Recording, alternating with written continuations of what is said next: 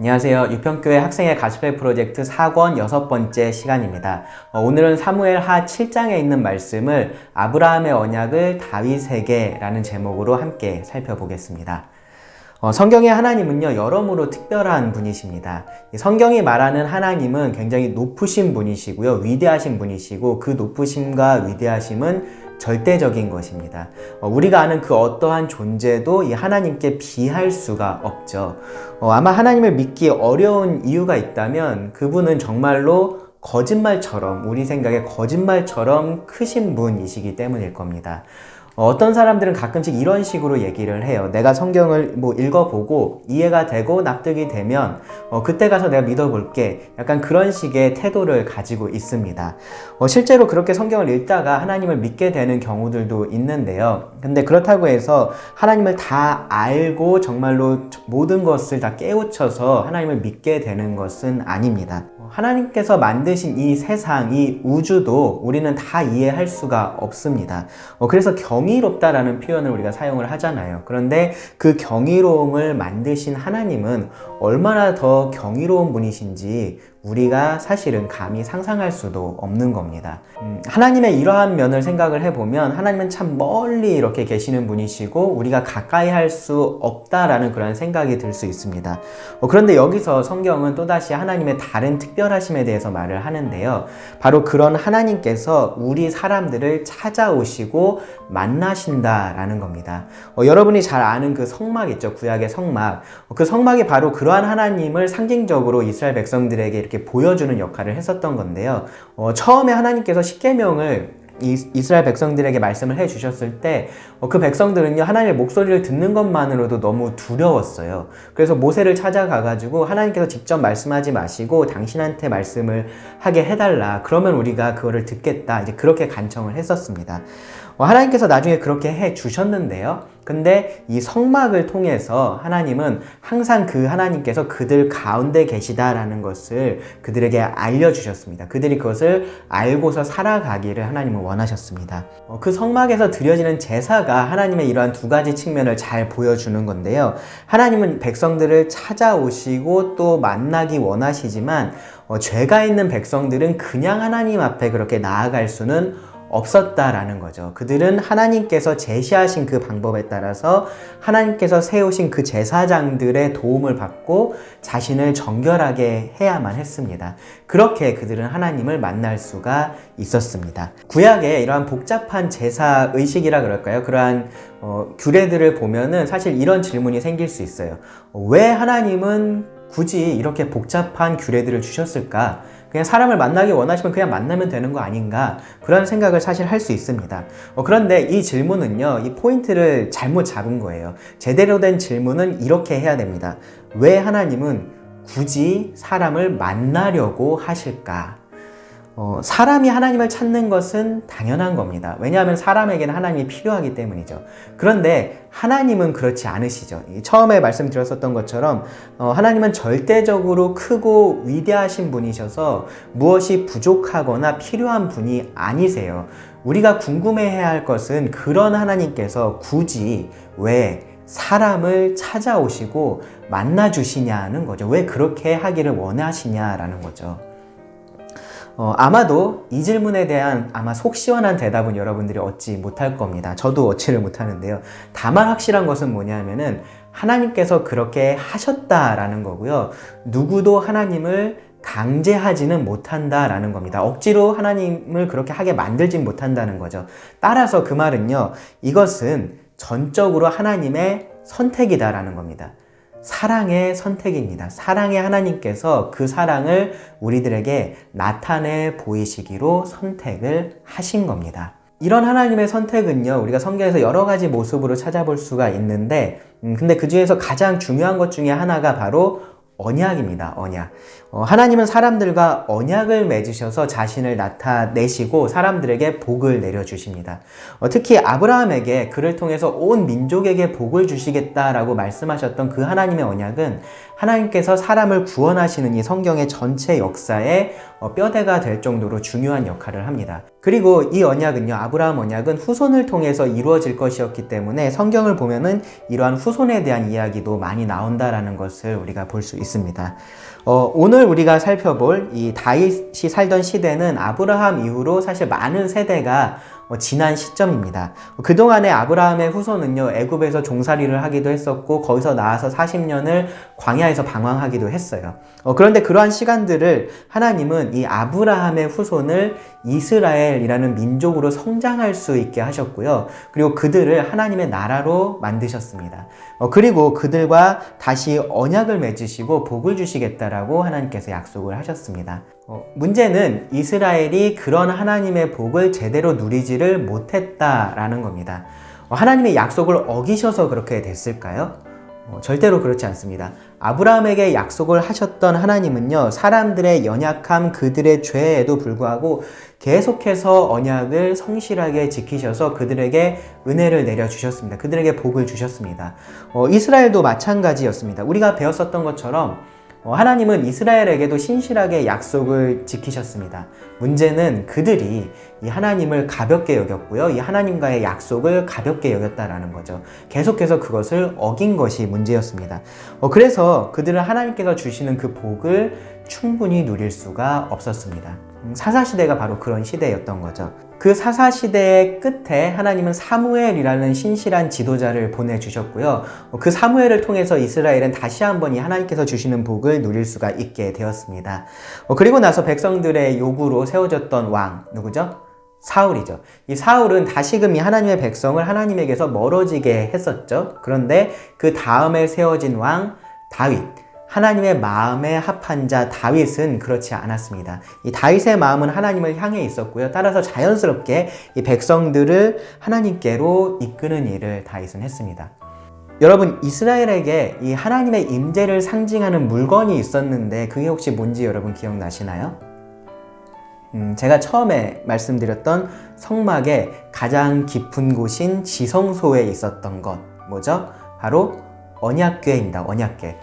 이 하나님의 임재를 상징하는 물건을 언약궤라고 그렇게 칭할 만큼 하나님은 언약을 그렇게 중요하게 여기셨던 거고요. 그만큼 이스라엘에게 있어서도 이 언약궤는 소중한 것이었습니다. 그런데 사무엘상 초반을 보면은 그 언약궤를 블레셋 사람들에게 빼앗깁니다. 근데 또 그 블레셋 사람들은 그 언약궤를 감당할 수가 없었어요. 하나님께서 그들에게 계속해서 심판을 내리셨기 때문에 그들이 감당할 수가 없어서 언약궤를 다시 돌려보내요. 돌려보내는데 기럇 여아림이라는 곳으로 가게 됩니다. 예루살렘 서쪽 도시에 머물게 되는 건데요. 근데 그 언약궤를 사울은 사실 신경 쓰지도 않았어요. 그러니까 하나님이 어디에 계시든지 그가 별로 상관하지 않았다라는 것을 좀 상징적으로 보여주는 건데, 그 언약궤를 정말로 춤을 추면서 기뻐하면서 예루살렘으로, 그러니까 이 하나님의 백성들의 중심지인 거죠. 그곳으로 가지고 온 사람이 바로 다윗이었습니다. 하나님의 언약에서 먼 삶을 살고 있었던 이스라엘을 다시 하나님의 언약의 백성으로 세우는 일을 다윗이 이 언약궤를 그들의 중심에 놓는 것으로서 시작을 했었던 겁니다. 이런 배경에서 오늘 말씀이 시작이 돼요. 사무엘하 7장 1절을 보시면 먼저 하나님께서 다윗에게 베푸신 은혜가 언급이 됩니다. 여호와께서 주위의 모든 원수를 무찌르사 왕으로 궁에 평안히 살게 하신 때에 라고 말씀이 시작하죠. 하나님께서 주신 은혜를 누리면서 이 평안한 삶을 살게 된 다윗은요, 하나님을 좀 생각을 하게 됐어요. 그러면서 다윗은 이 언약궤를 자기가 가지고 오기는 했는데 이제 그것이 지금 장막에 있다라는 거죠. 그것이 좀 마음에 걸렸습니다. 더구나 자기는 보니까 이 좋은 궁궐에 살고 있었어요. 그러니까 더 그런 마음이 들었던 거죠. 그래서 장막에 둘 게 아니라 내가 집을 지어서 이 하나님의 언약궤를, 하나님의 임재를 상징하는 그 언약궤를 그곳에 둬야겠다. 이제 그런 생각을 하게 됐고요. 그리고 그 이야기를, 그 생각을 당시의 선지자였던 나단에게 하게 됩니다. 나단도 그런 다윗의 좋은 마음을 알았으니까 좋은 생각이라고 생각하고 격려를 해줬어요. 근데 이제 하나님께서 나타나셔서 나단에게 다른 이야기를 하셨습니다.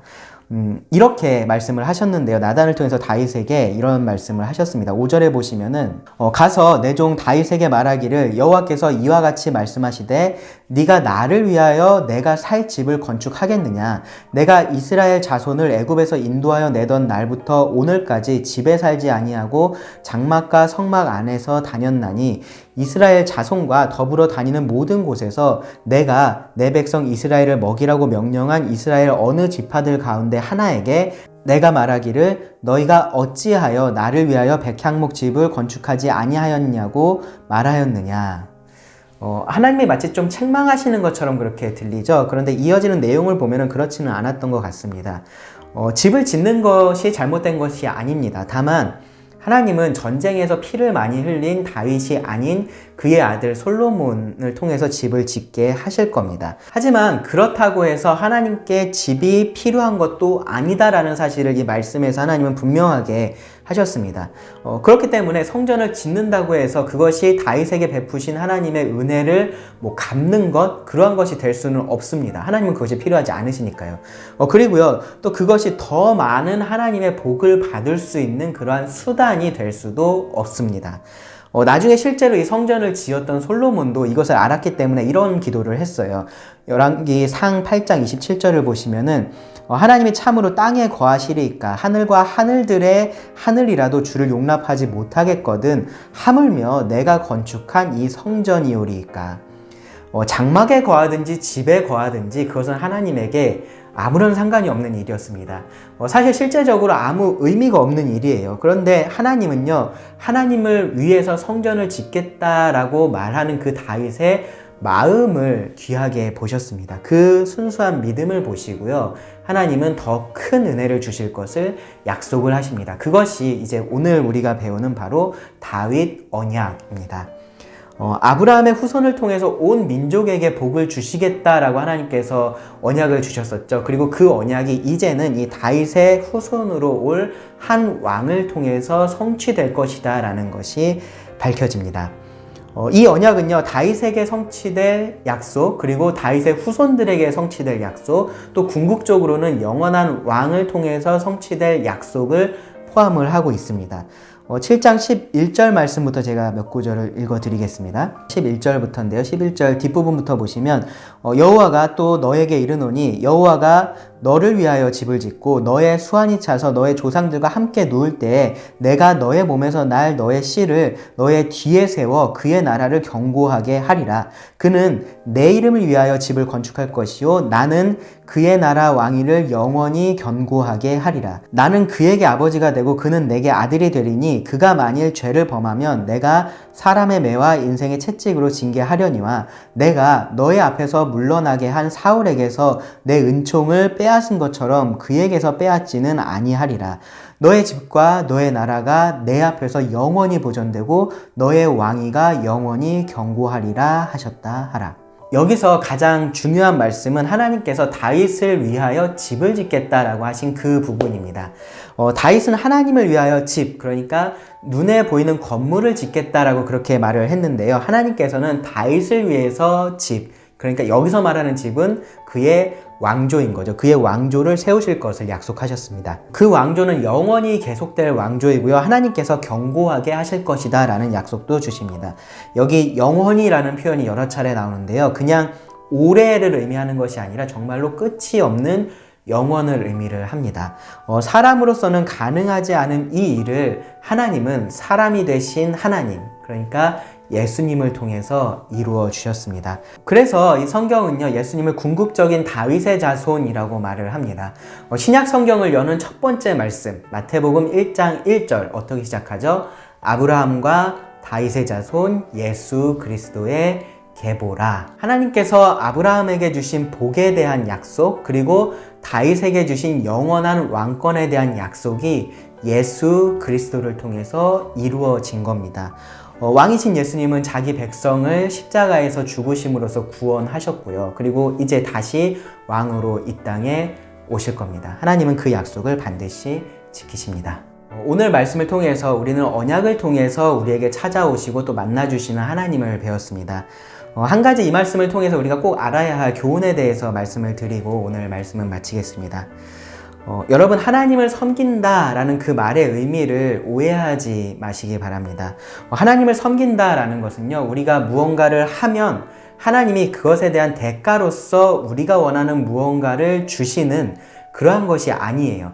솔로몬의 기도나 이 성전을 짓겠다는 다윗의 말에 대한 하나님의 반응에서 볼 수 있는 것처럼 엄밀히 말해서, 정말로 엄밀히 말해서 우리가 하나님을 위해서 무언가를 한다라는 그 말이 어불성설입니다. 그러니까 논리적으로 맞지 않는 말이라는 거죠. 하나님이 할 수 없는 무언가가 있거나 하나님에게 필요한 어떤 것이 있어야 우리가 하나님께 무언가를 드릴 거잖아요. 우리가 하나님께 어떤 도움을 드리거나 할 수 있을 텐데 하나님은 그런 분이 아니십니다. 아브라함도 그렇고요, 다윗도 그렇고 그들이 무언가를 잘해서 하나님께서 그들에게 상을 주신 것이 아니에요. 하나님이 그들을 선택하시고 은혜를 주신 것이 먼저입니다. 이것은요, 구원에 있어서도 마찬가지입니다. 여러분이 교회를 열심히 다니고 암송을 하고 헌금을 하고 부모님 말씀에 잘 순종하고 하는 것 잘 하는 건데요. 그런데 그렇게 하면 하나님께서 구원이라는 상을 주시는 것이 아니다라는 거죠. 에베소서 2장 8절 말씀 아마 암송하는 친구들도 많을 텐데요. 어떻게 말하죠? 너희는 그 은혜를 인하여 믿음으로 말미암아 구원을 받았으니 이것은 너희에게서 난 것이 아니요 하나님의 뭐라고요? 선물이라 라고 말합니다. 선물. 구원은 선물이에요. 선물. 내가 돈을 내고 사는 것이 아니라 누군가가 돈을 내서 나에게 주는 것이 선물입니다. 내가 이뤄낸 무언가에 대한 대가를 받는 것이 아니라 하나님께서 하신 그 일을 우리가 선물로서 받는 것이 은혜입니다. 우리에게 필요한 것이 있다면요, 우리가 할 수 있는 것은 무엇이냐면 내가 무언가를 할 수 있다라는 그 교만한 마음을 내려놓고 하나님께서 주시는 그 선물을 받기 위해서 빈 손을 내미는 것 뿐입니다. 믿음이란 것이 사실은 그런 거예요. 이미 믿고 구원을 받은 사람들도 이 원리를 마찬가지로 기억을 하고 살아가야 됩니다. 내가 지금 무언가를 하는 것이 하나님께 무언가 도움을 드리고 있다라는 생각이 조금이라도 있다면 그 생각을 좀 지워야 돼요. 우리는 은혜를 갚기 위해서 하나님을 위해서 무언가를 하는 것이 아닙니다. 하나님께서 여러분들을 구원하시면서 이거는 내가 대신 해줄 테니까 이 은혜는 네가 어떤 식으로든 갚아야 돼, 그렇게 말씀하지 않으셨어요. 하나님께서 주신 은혜는 우리가 갚을 수 있는 그러한 것이 아닙니다. 그렇기 때문에 우리가 해야 될 것은요, 은혜를 갚는 것이 아니라 그 은혜에 감사하는 겁니다. 하나님께서 다윗에게 영원한 언약을 주셨을 때요, 다윗은 아마 자신이 하나님을 위해서 성전을 짓겠다라는 그런 귀여운 생각을 했다는 것이 좀 머쓱했을지도 모릅니다. 크신 하나님 앞에서는요, 다윗이 양치기였을 때나 이 이스라엘의 왕이 되었을 때나 사실 다를 게 하나도 없어요. 다윗이 왕이 됐으니까 이제 하나님에게 더 도움이 돼서 하나님이 이러한 언약을 주시거나 한 것이 아니다라는 겁니다.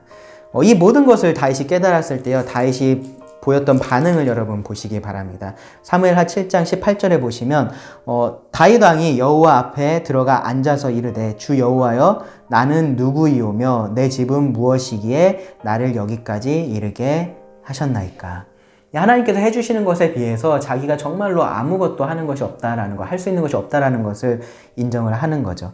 그러면서요, 22절 말씀부터 보시면 제가 26절까지 읽겠습니다. 이렇게 말합니다. 주 여호와여 주는 위대하시니 이는 우리 귀로 들은 대로는 주와 같은 이가 없고 주 외에는 신이 없음이니이다. 땅의 어느 한 나라가 주의 백성 이스라엘과 같으리이까. 하나님이 가서 구속하사 자기 백성으로 삼아 주의 명성을 내시며 그들을 위하여 큰 일을, 주의 땅을 위하여 두려운 일을 애굽과 많은 나라들과 그의 신들에게서 구속하신 백성 앞에서 행하셨사오며 주께서 주의 백성 이스라엘을 세우사 영원히 주의 백성으로 삼으셨사오니 여호와여 주께서 그들의 하나님이 되셨나이다. 여호와 하나님이여 이제 주의 종과 종의 집에 대하여 말씀하신 것을 영원히 세우시며 말씀하신 대로 행하사 사람이 영원히 주의 이름을 크게 높여 이르기를 만군의 여호와는 이스라엘의 하나님이라 하게 하옵시며 주의 종 다윗의 집이 주 앞에 견고하게 하옵소서. 여러분, 이것이 구원받은 사람들의 반응이 되어야 합니다. 하나님의 위대하심을 찬양하고요, 또 하나님께서 나에게 베풀어 주신 이러한 은혜에 감사를 하고 또 계속해서 겸손히 순종하는 가운데 하나님이 우리 삶에 드러나셔서 우리 주변의 사람들이 이 하나님의 이름을 크게 높여서 저 사람이 믿는 하나님이 진짜 하나님이야 라고 그렇게 선포하게 하는 것이 우리의 삶이 되어야 합니다. 하나님께서 우리를 선택하셨고요, 은혜를 베풀어 주셨습니다. 그 은혜에 감사하는 삶에 또 하나님은 더 큰 은혜를 내려주십니다. 그 은혜를 풍성히 누릴 수 있는 우리들이 되기를 간절히 소원합니다. 기도하고 오늘 말씀을 마치겠습니다. 하나님, 우리를 먼저 찾아오시고 은혜를 베풀어 주심에 감사드립니다. 우리 중에 아직 그런 하나님을 만나지 못한 친구들이 있다면 정말로 더 늦기 전에 하나님을 만날 수 있기를, 그 마음을 하나님께서 열어주시고 낮춰주시기를 간절히 구합니다. 하나님을 만난 친구들이 하나님의 은혜를 기억하며 감사하는 삶으로 하나님을 더욱 높이는 삶을 살아가게 될 수 있기를 구합니다. 우리의 가정이 그런 가정이 되게 하시고 교회가 그러한 교회가 되어서 점점 어두워져 가는 이 세상 속에서 참된 빛이 될 수 있기를 간절히 소망합니다. 예수님의 이름으로 기도드립니다. 아멘.